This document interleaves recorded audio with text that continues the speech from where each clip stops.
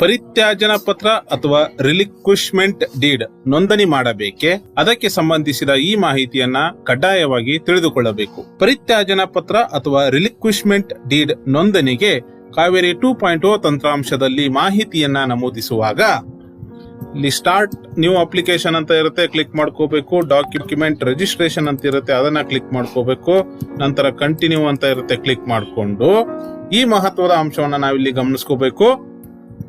Select article and sub article ಅಂತ ವಿಭಾಗದಲ್ಲಿದ್ದಾಗ nature of document ಅಂತ ಇದ್ದಾಗ ಇಲ್ಲಿ ಈ ತರ ರಿಲೀಸ್ ಡೀಡ್ ಅಂತ ಆಯ್ಕೆ ಮಾಡಿಕೊಂಡು ಆರ್ಟಿಕಲ್ ಅಂತ ಇದ್ದಲ್ಲಿ ರಿಲೀಸ್ ಅಂತ ಆಯ್ಕೆ ಮಾಡ್ಕೋಬೇಕು.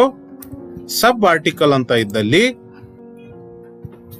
45A relinquishment in favour of the government ಅಂತ ಕ್ಲಿಕ್ ಮಾಡಿಕೊಂಡು ನಂತರ ಇಲ್ಲಿ ಸಂಪೂರ್ಣ ಮಾಹಿತಿ ಡಿಸ್ಪ್ಲೇ ಆಗುತ್ತೆ. ನೇಚರ್ ಆಫ್ ಡಾಕ್ಯುಮೆಂಟ್ ಅಂತ ಇದ್ದಲ್ಲಿ ರಿಲೀಸ್ ಡೀಡ್ ಅಂತ ಇರುತ್ತೆ, ಆರ್ಟಿಕಲ್ ಅಂತ ಇದ್ದಲ್ಲಿ ರಿಲೀಸ್ ಅಂತ ಇರುತ್ತೆ, ಸಬ್ ಆರ್ಟಿಕಲ್ ಅಂತ ಇದ್ದಲ್ಲಿ 45A relinquishment in favour of the government ಅಂತ ಇರುತ್ತೆ. ನಂತರ ಕಂಟಿನ್ಯೂ ಅಂತ ಕ್ಲಿಕ್ ಮಾಡಿಕೊಂಡು ನೋಂದಣಿಗೆ ಉದ್ದೇಶಿಸಿರುವ ಸ್ವತ್ತು ಈ ಯಾವ ವ್ಯಾಪ್ತಿಗೆ ಒಳಪಡುತ್ತದೆ ಅನ್ನೋದನ್ನ ಆಯ್ಕೆ ಮಾಡಿಕೊಂಡು ಮುಂದಿನ ಹಂತಗಳಲ್ಲಿ ಮುಂದಿನ ಮಾಹಿತಿಯನ್ನ ನಮೂದಿಸುವ ಮೂಲಕ ನೋಂದಣಿಯನ್ನ ಪೂರ್ಣಗೊಳಿಸಬಹುದಾಗಿದೆ.